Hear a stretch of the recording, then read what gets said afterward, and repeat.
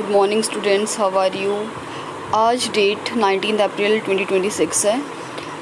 हमने कल जो है 18 अप्रैल को थर्ड चैप्टर किया था सिविक्स का। ये 7th क्लास का सिविक्स पॉलिटिकल साइंस है, पॉलिटिकल भी कह सकते हो आप इसको, सोशल एंड पॉलिटिकल साइंस है ये, ठीक है। तो उसमें हमने थर्ड चैप्टर तक कर लिए हैं। थर्ड चैप्टर तक अभी हमने जो किए हैं, 2 चैप्टर इसमें स्टेट गवर्नमेंट के थे। स्टेट गवर्नमेंट के चैप्टर में जो फर्स्ट चैप्टर था वो था कि हमारी जो स्टेट है वो हमारी हेल्थ से रिलेटेड क्या स्टेप्स उठाती हैं, उसमें हमने देखा, सारा कुछ पढ़ा।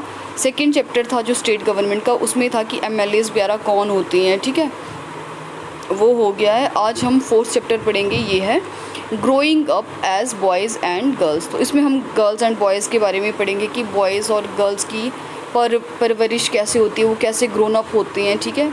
तो स्टार्ट करते हैं। बीइंग अ बॉय और a girl is an important part of one's identity. किसी के लिए भी बॉय और गर्ल होना उसकी एक आइडेंटिटी बताता है कि ये इम्पॉर्टेंट पार्ट है हमारी लाइफ का, ठीक है, कि ये बॉय है, ये गर्ल है। This society we grow up in teaches us what kind of behavior is acceptable for girls and boys।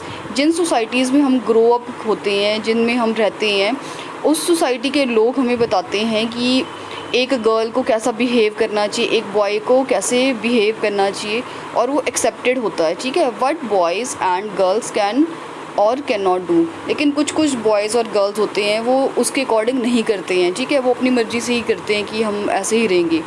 We often grow up thinking that these things are exactly the same everywhere। और ये चीज़ें exactly सारी जगह पे same ही रहती हैं, ठीक है।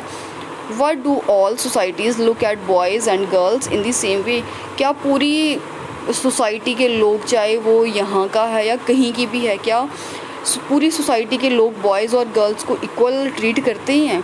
We will try and answer this question in this chapter. इसी क्वेश्चन को हम इन चैप्टर में देखेंगे कि क्या है, इक्वालिटी है क्या। We will also look at how the different roles assign to boys and girls prepare them for their future roles as man and women. जब तक तो छोटे बच्चे होते हैं, जैसे बॉयज़ एंड गर्ल्स हैं, तब तक तो उनको क्या असाइनमेंट दी जाती है, उनके क्या रोल्स होते हैं, ठीक है, तब तक उनको कोई भी रिस्पॉन्सिबिलिटी नहीं होती है। लेकिन जैसे ही वो ग्रोन अप करते, एडल्ट होते हैं, उनके ऊपर रिस्पॉन्सिबिलिटी बननी शुरू हो जाती है, ठीक है। तो वो रिस्पॉन्सिबिलिटी जब वो बड़े मैन एंड वीमेंस बन जाते हैं तो उनका क्या रोल होता है फ्यूचर में, उसके बारे में हम देखेंगे। We will learn that most societies values man and women differently. और देखेंगे कि जो मेन एंड वीमेन हैं उनकी रिस्पॉन्सिबिलिटी अलग अलग कैसे क्या होती है, ठीक है। The role of women play and the work they do are usually valued less than the role men play and the work they do। जो भी विमेंस रोल प्ले करती है, कुछ भी वो वर्क करती है, यूजुअली दैन मैन जो भी करते हैं, जो मैन करते हैं, उनके कंपैरिजन में जो विमेंस का वर्क है वो लेस काउंट किया जाता है। क्यों किया जाता है वो हम देखेंगे।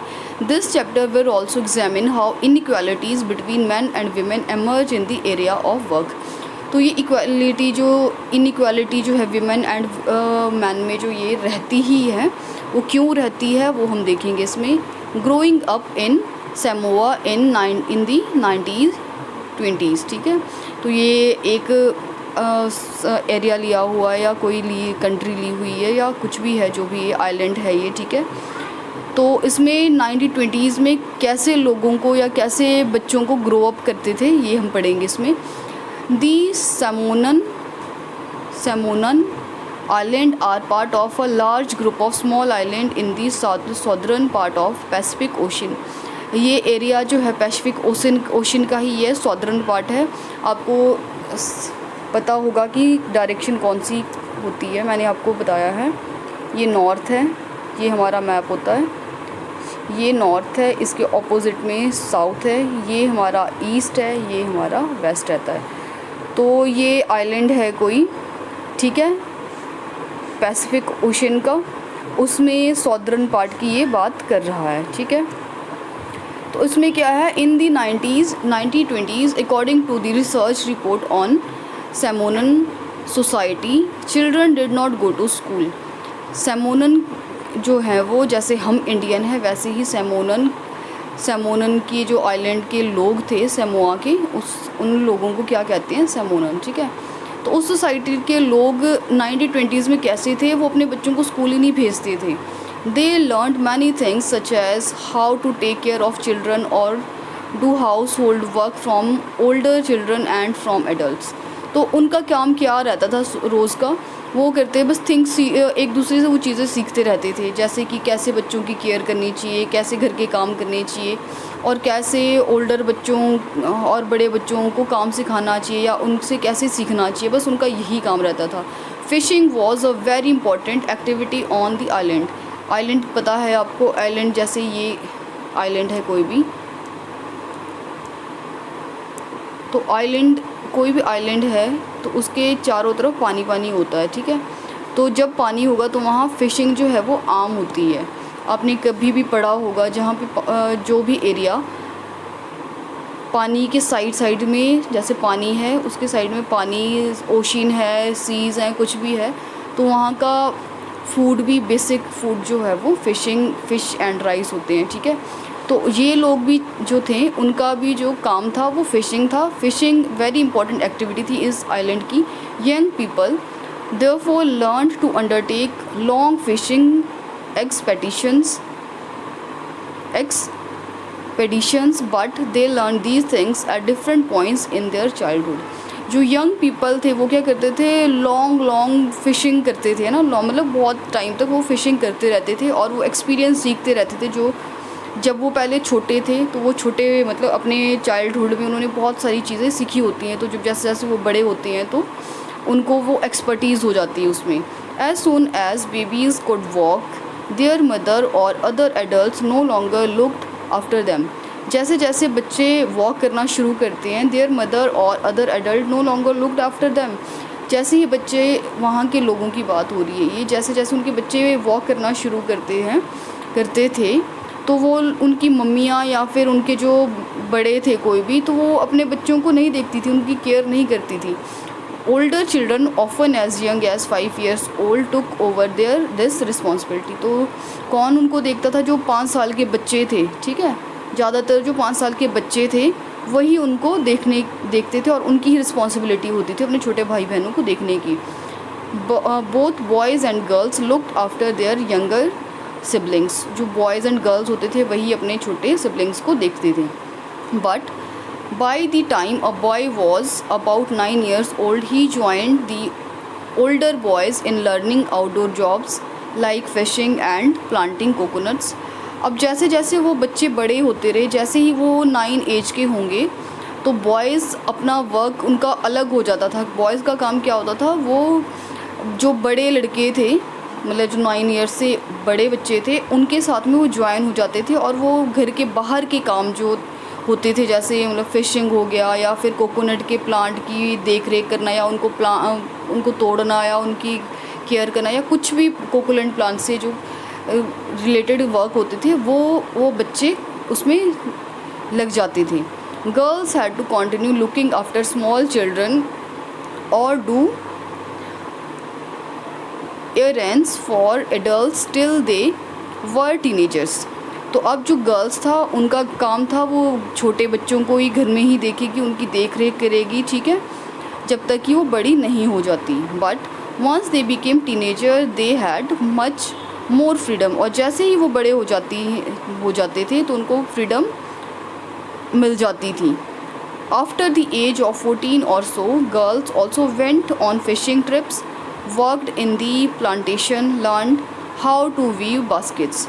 और जैसे ही गर्ल जो है वो 14 साल की होंगी या इससे ऊपर की एज की होगी तो वो मतलब अपनी मर्ज़ी से फ़िशिंग जा सकती थी, फ़िशिंग करने के लिए, और प्लांटेशन से रिलेटेड कोई भी वर्क कर सकती थी।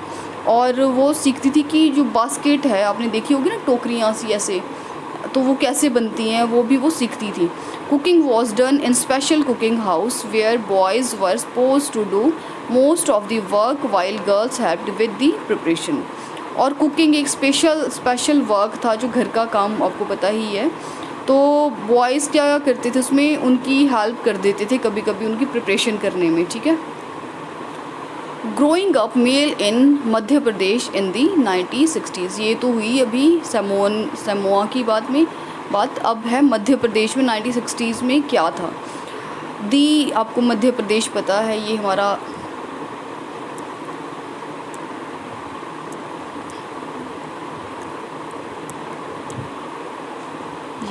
मैप है। मैं आपको मैप बताती हूँ हमेशा। ये हमारा लद्दाख है, ये हमारा जम्मू कश्मीर, ये हमारा HP है, ये हमारा पंजाब है, ये हमारा हरियाणा है, ठीक है। और ये हमारा यहाँ पे उत्तराखंड हो गया, ये हमारा UP है, UP के नीचे यहाँ पे ये हमारा MP है। तो ये MP की बात हो रही कि MP के लोग कैसे ग्रोइंग अप करते थे अपने बच्चों को। दी फॉलोइंग, ठीक है, आपको मैप भी आना चाहिए, साथ साथ में मैप भी सीखते रहना। तो the following is adapted from an account of experiences of being in a small town in Madhya Pradesh in 1960s। तो ये मध्य प्रदेश के एक छोटे से टाउन की बात हो रही है। From class 6 onwards boys and girls went to separate school। जैसे ही बच्चे वहाँ के, मध्य प्रदेश की बात हो रही है, जैसे ही वहाँ के बच्चे 1960s में 6th में चले जाते थे, ठीक है, तो उनके स्कूल जो हैं वो सेपरेट हो जाते थे। The girls school was designed very differently from the boys school. जो बॉयज़ के स्कूल होते थे वो डिफरेंट होते थे बनाए हुए, है ना, उनके डिज़ाइन जो थे वो डिफरेंट थे, गर्ल्स के अलग ही होते थे। They had a central courtyard where they played in a total secularism and safety from outside world. तो उनके जो स्कूल थे वो बिल्कुल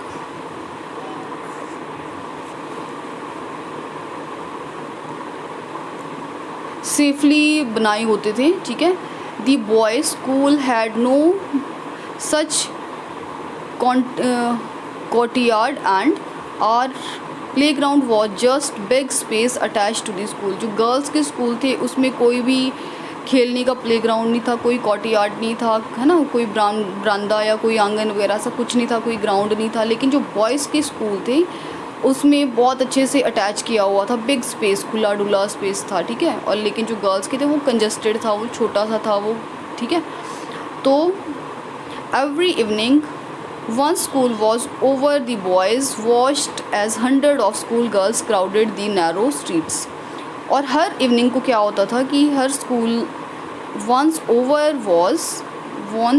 स्कूल वॉज ओवर, जो स्कूल थे वो भर जाते थे। दी बॉयज़, और जो क्या थे, लड़के जो थे वो लड़कियों को, स्कूल के जो गर्ल्स थे उनको देखते रहते थे, ठीक है, वॉच करते रहते थे उनको छोटी छोटी गलियों के बीच में से। As these girl walked on the streets they looked so purposeful. और जैसे ही गर्ल्स वॉक करती थी उन स्ट्रीट से, वो लड़के जो उनको देखते रहते थे। This was unlike the boys who use the street as a place to stand around idling, to play, to try out tricks with their bicycles. तो वो लड़के देखते रहते थे उनको, है ना, उनके इर्द गिर्द घूमते रहते थे, वो उनके साथ खेलते रहते थे, ठीक, ऐसे करते थे वो। For the girls the street was simply a place to get straight home. और जो वो स्ट्रीट होती थी, जो स्ट्रीट में से गलियाँ होती थी, वो बिल्कुल स्ट्रेट होती थी, बिल्कुल और उनके घर तक जाती थी गर्ल्स की। The girls always went in group, perhaps because they also carried fears of being teased और अटैक्ड। क्यों थे वो बॉयज़ उनको टीज़ करने के लिए खड़े रहते थे, इतने मतलब 100 की दर्जनों या फिर बहुत, मतलब ग्रुप में खड़े रहते थे। और लड़कियां जो थी, जब वो घर जाती थी वो ग्रुप में जाती थी, क्यों, ताकि उनको डर हो गया था कि लड़के आगे से उनको कहीं छेड़ ना दे, उनके ऊपर कोई अटैक ना कर दे, ठीक है, उनको डर हो चुका था, इसलिए लड़कियां भी जल्दी जल्दी अपने घर को निकल जाती थी ग्रुप्स में। After reading the 2 example above we realize that there are many different ways of growing up. अब ये 2 पढ़े हमने एग्जाम्पल, एक हमने मध्य प्रदेश का पढ़ा और एक हमने पढ़ा समोआ का, ठीक है। तो उन दोनों में देखो कितना डिफरेंस है ग्रोइंग अप में, कैसे जो गर्ल्स थी वो स्कूल जा रही, लेकिन वहाँ जो समोआ की गर्ल्स थी वो स्कूल नहीं जा रही थी और वो घर के काम कर रही थी। और इस साइड मध्य प्रदेश की गर्ल्स जो थी वो स्कूल जाती है, लेकिन थोड़े फेयर में रहती हैं क्योंकि बॉयज़ का उनको डर था, ठीक है। Often we think that there is only one way in which children grow up. This is because we are most familiar with our own experiences.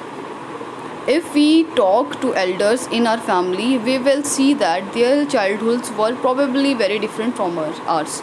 ठीक है, तो ऐसे ही सबके बचपन बीतते रहते हैं, सबके डिफरेंट होते हैं. जब भी हम कभी घर में बैठ के बात करते हैं, हमारे जो बड़े हैं उनसे बात करते हैं कि आपका चाइल्डहुड कैसा रहा है, तो मोस्ट प्रॉबेबली सबके ही डिफरेंट रहते हैं. उस टाइम में कुछ और है, हमारे टाइम में कुछ और है, आगे जो आने वाली जनरेशन है उनके बचपन कुछ और है. जैसे आजकल की जनरेशन है वो सिर्फ फ़ोन में ही डूबी रहती है. पहले के जब हम छोटे होते थे तो हम प्लेग्राउंड में पिट्ठू या फिर ऐसे बहुत सारी चीज़ें खेलते थे. आपने तो सुना भी नहीं होगा ये गेम की क्या होते हैं. ठीक है, तो आजकल के बच्चों को गेम ही पता नहीं है, सिर्फ इंडोर गेम्स खेलते हैं. और जो पहले के बच्चे थे उनकी ज़्यादा आउटडोर गेम्स होती थी, बाहर के ही गेम, बॉल के साथ में क्रिकेट के खेल, बहुत सारी गेमें हम बाहर खेल कूद दौड़ पहले के बच्चे ऐसे खेलते थे. लेकिन आज के बच्चों का खेलना कूदना जो है वो बिल्कुल बंद है. वो सिर्फ एक जगह बैठे रहते हैं.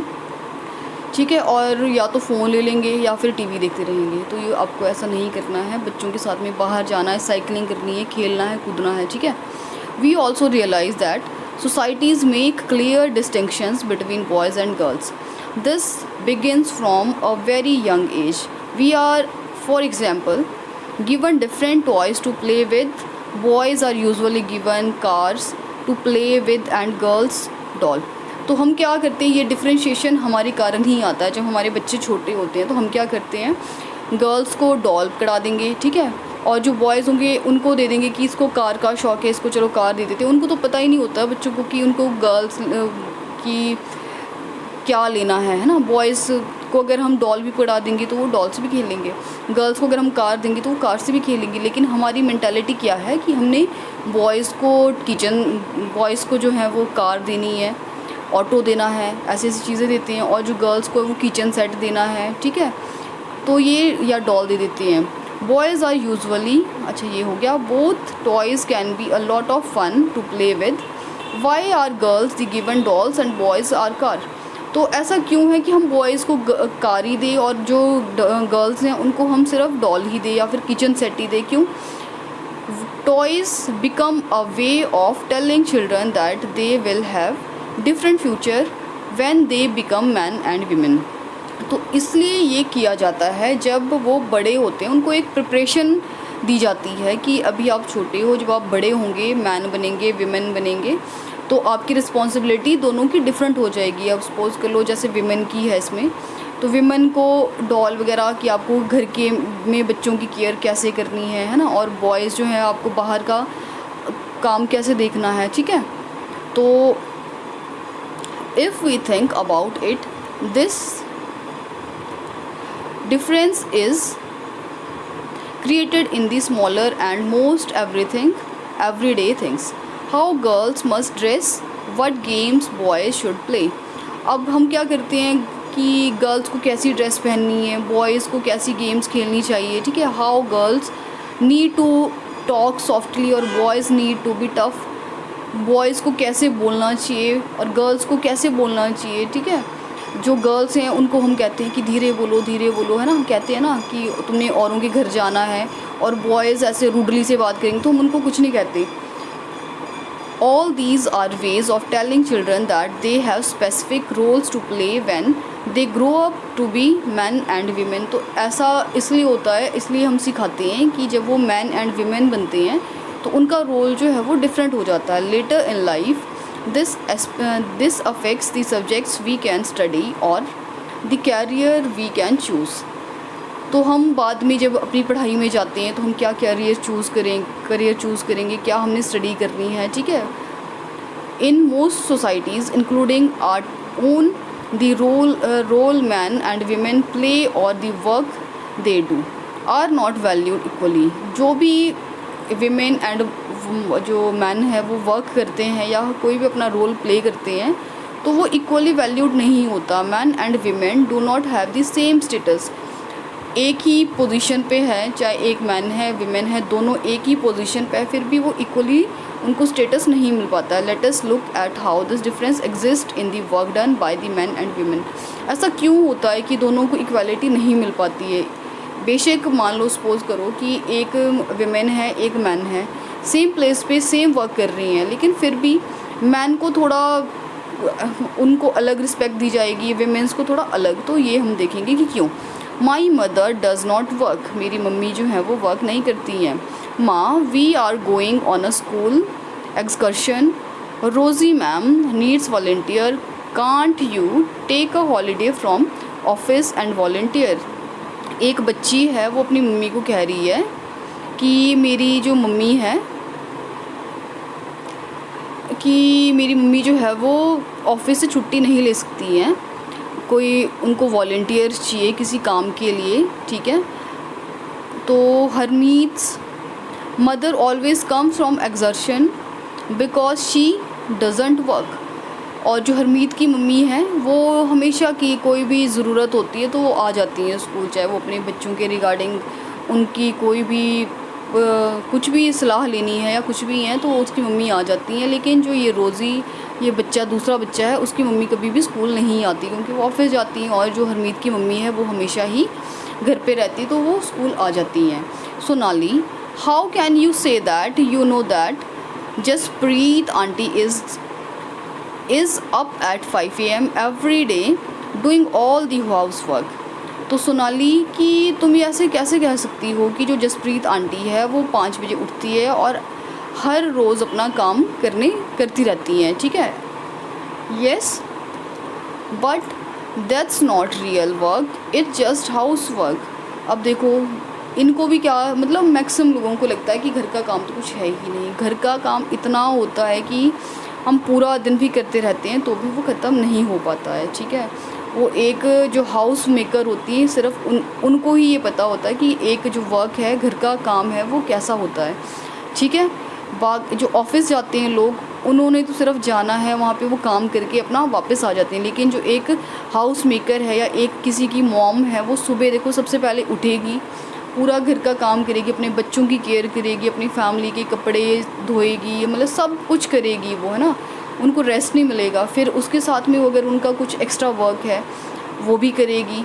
और रात को जो फैमिली वापस आती है, जैसे बच्चे आ गए स्कूल से तो उनको खाना देंगे, और हस्बैंड आते हैं तो उनकी टेक केयर करेगी, उनको फिर रात का खाना देगी, फिर एंड में पूरा घर की साफ़ सफाई करके, बर्तन साफ़ करके फिर वो सोती हैं, ठीक है। फिर भी लोग कहते हैं कि जो एक घर की वुमेन है जो घर पे ही रहती है, हाउस जो वर्क करती हैं, वो कुछ भी नहीं करती है। तो ऐसा ही इस स्टोरी में भी हो रहा है। Oh that's what you think, do you, let's go over to their house and ask Jaspreet what she thinks. अब ये जसप्रीत से पूछेंगे कि वो क्या करती हैं।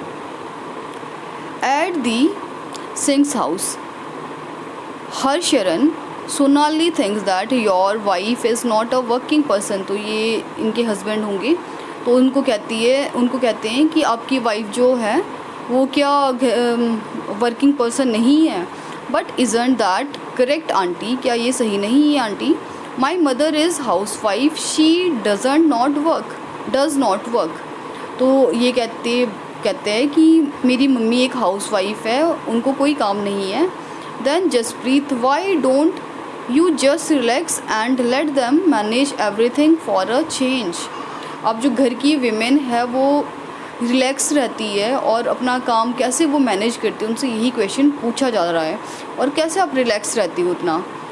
Great idea, okay I will on strike tomorrow, कि मैं स्ट्राइक पे रहूँगी कल। फिर फैमिली को पता चलता है कि एक जो विमेन है वो अगर घर का काम ना करे तो घर में कुछ भी नहीं होगा। जैसे कहते हैं ना कि कोई मतलब घर की मम्मियाँ हैं वो कुछ भी नहीं करती हैं, अगर वो एक दिन का काम घर का छोड़ दें तो पूरी एक दिन में ही पूरी फैमिली जो है वो तहस नहस हो जाती हैं, ठीक है। What fun, we will take care of everything tomorrow with papa. अब ये इन्होंने प्लान बनाया कि जो मम्मी है कुछ नहीं करेगी, अगले दिन जो है वो पापा ही करेंगे। Next morning 7:30 AM। अब नेक्स्ट मॉर्निंग 7:30 पे पापा उठते हैं। Oh God, look at time, where's breakfast, why aren't the children ready. ठीक है, अब पापा कहते हैं कि ओह इतना टाइम हो गया और अभी तक ब्रेकफास्ट भी नहीं बना है और बच्चे कहाँ हैं, वो अभी तक रेडी नहीं हुए हैं।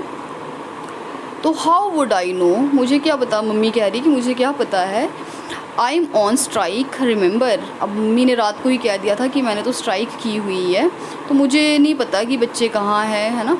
Beside Mangala has also taken leave today. और जो उनकी बाई होगी मंगला, उनको भी उन्होंने आज लीव दे दी है। अब देखो काम करने वाली भी नहीं आएगी और मम्मी भी काम नहीं कर रही हैं, तो देखो अब फैमिली के मेंबर्स कैसे मैनेज करते हैं। हर फैमिली की यही बात होती है, ठीक है, तो सबको समझना चाहिए।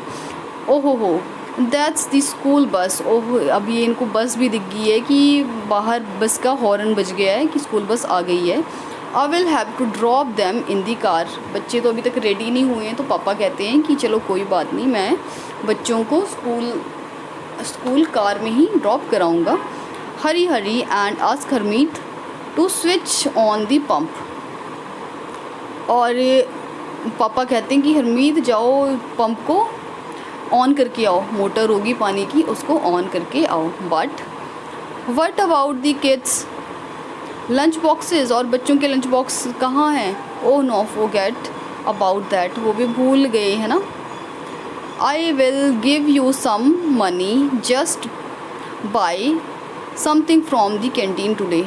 मम्मी कहती है कि बच्चों के लंच बॉक्सेस कहाँ हैं, और पापा को भूल गया क्योंकि पापा को मैनेज करना नहीं आता, नहीं कर पाते हैं। कुछ पेरेंट्स, कुछ पापा होते हैं जो मैनेज कर भी लेते हैं, सारे तो नहीं होते, लेकिन कुछ ऐसे हैं जिनका सिर्फ बाहर का ही वर्क होता है, वो अपनी घर में अपनी वाइफ के साथ में कुछ हेल्प नहीं करते हैं, ठीक है। तो अब पापा को ऐसे ही भूल गया, उन्होंने लंच बॉक्स नहीं बनाया बच्चों का। अब पापा बच्चों को कहते हैं चलो कोई बात नहीं, मैं तुम्हें मनी दे दूँगा, तुम कैंटीन से कुछ खा लेना। तो कितने दिन तक ऐसे चल सकता है, अगर मम्मी छोड़ दें तो कितने दिन तक बच्चे जो हैं वो बाहर का ही खाना खाएंगे। ओके, माँ already gave us money for that. लेकिन मम्मी को पहले ही पता था कि ऐसे हो जाएगा, तो उन्होंने पहले ही बच्चों को पैसे दे दी थी, क्योंकि एक मम्मी से बढ़ के अपने बच्चों की केयर दुनिया में कोई भी नहीं कर सकता। एक मम्मी माँ जो है वो अपने बच्चों को ऐसे रखती हैं जैसे कि वो अपनी केयर नहीं करेगी कभी भी, वो अपने बच्चों की केयर करेगी, ठीक है। अपने आप भूखी रह जाएगी, अपने आप वो लेट नहा लेगी, लेकिन अपने बच्चों को वो टिप टॉप बना के सुबह से ही रेडी कर देती हैं, ठीक है। अपने पूरे दिन भर वो लगी रहेंगी, लेकिन फिर भी वो किसी के सामने शो नहीं होने देती है कि मैं थक गई हूँ, फिर वो कहेंगे कि आई विल डू, ठीक है। इवनिंग 6 PM डिंग डिंग। अब 6 बजे शाम के, शायद उनके जो फैमिली मेम्बर है वो वापस आ गए हैं। पापा देखो, I am exhausted, how about some T.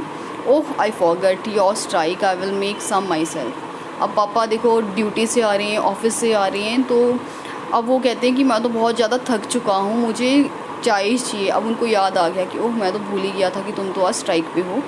The house looks like it was hit by a hurricane. देखो, जब एक माँ है घर का पूरा काम छोड़ देती है तो घर ऐसे उथला पुथला सा बन जाता है, जहाँ पे पैर रखने की भी जगह नहीं होती है। तो उनका घर भी ऐसे ही पूरा तहस नहस हुआ है। तो पापा ये कह रहे कि ये घर का क्या बनाया हुआ है। Did you expect it to remain in exactly the same condition in which you left it this morning dear. अब पापा कहते हैं कि क्या वही है ये जैसे हम सुबह छोड़ के गए थे, वैसे ही सेम कंडीशन है क्या इस घर की। Harmeet, where on earth are tea leaves, कि टी लीव्स कहाँ है। ही I wonder if they still believe I don't work, मैं तो वर्क कर ही नहीं सकती है ना, ये मम्मी कह रही कि मैं तो वर्क कर नहीं सकती। And how I have to remind them that चाचा जी एंड चाची जी आर कमिंग फॉर डिनर। तो अब देखो इनके घर की हालत बिल्कुल तहस नहस हुई पड़ी है, और ये चाय की पत्ती ढूंढ रही हैं कि कहाँ रखी हुई हैं, है ना। और ऊपर से क्या हो गया, इनके जो काम करने वाली आंटी है या कोई भी है वो आई नहीं है, ठीक है। और एक ऊपर से और क्या हो गया, इनके जो चाचा जी और चाची जी है वो डिनर पे आ रहे हैं। पहले ये थके हुए हैं, इनको कुछ मैनेज करना नहीं आ रहा है, मम्मी स्ट्राइक पे हैं, तो अब देखो कैसे ये मैनेज करते हैं। Valuing homework, Harmeet's family did not think that the work Jaspreet did within the house was real work. This feeling is not unique to their families. Across the world, the main responsibility for housework and caregiving tasks, living like looking after the family, especially children, the elderly and sick members, lies with women. Yet, as we have seen, the work that women do within the home is not recognized as work. It is also assumed that this is something that comes naturally to women. It therefore does not have to be paid for and society devalues this work. इस पैरे में यही बताया हुआ है कि एक देखो विमेन पूरा घर का काम करती है, अपने बच्चों की केयर करती है, बड़ों की सेवा करती हैं, अपनी केयर नहीं करेगी, वो औरों के पीछे पीछे लगी रहेगी, उनकी रिस्पॉन्सिबिलिटी उठाती हैं, फिर भी लोग कहेंगे उनको कि घर का कुछ काम ही नहीं है, ठीक है, उनके काम को कोई रिकग्नाइज़ ही नहीं करेगा। ओके, फिर भी उसके इतना सब कुछ मैनेज कर लेती हैं वो बिना किसी पैसे का। मेन बात ये कि उनको कोई सैलरी नहीं देती है। अब जो मॉम है वो घर पे रहेंगी, घर का पूरा काम करेगी, लेकिन जो पापा हैं वो बाहर जाएंगे, पैसे उनको मिलते हैं तभी वो काम करके आएंगे। लेकिन जो घर पे मम्मी सुबह 5 बजे से रात को 11 बजे तक लगी रहती हैं किसी और के ही काम में, बेशक हमारी ही फैमिली होती है, अपनी फैमिली के लिए करती है, लेकिन उनको कोई पे नहीं करता, उनको कोई सैलरी नहीं देता है, ठीक है, और उनकी कोई कदर भी नहीं करता है, उनकी डीवैल्यूज़ करते हैं उनकी काम की, फिर भी कहते हैं कि घर में तुम करती क्या हो। Lives of domestic workers. अब जो घर में वर्कर्स हैं, डोमेस्टिक वर्कर्स हैं, उनकी लाइफ्स कैसी हैं, ठीक है। In the story above Hamid's mother was not the only one who did the house work. Hamid की एक सिंगल मदर ही नहीं है जो सिर्फ घर का काम करती है, और भी ऐसी बहुत सारी वीमेंस हैं जो घर का काम करती हैं। A lot of the work was done by Mangala their domestic helper. अब जो उनकी डोमेस्टिक हेल्पर है, जो उनके काम घर करने जो सर्वेंट आती हैं, मंगला है, उनका भी ऐसा ही काम है। वो कैसे मैनेज करती है देखो। Many homes particularly in towns and cities employs domestic worker. जो मैक्सिमम जो सिटीज़ और टाउन्स होते हैं वहाँ पे डोमेस्टिक वर्कर को मैक्सिमम लोग जो हैं वो रखते ही हैं। They do a lot of work sweeping and cleaning. किस लिए रखते हैं? झाड़ू पोछे के लिए रखते हैं, क्लीनिंग के लिए, है ना, वॉशिंग क्लोथ्स के लिए रखते हैं, डिशेज़, कुकिंग, बर्तनों को साफ़ करने के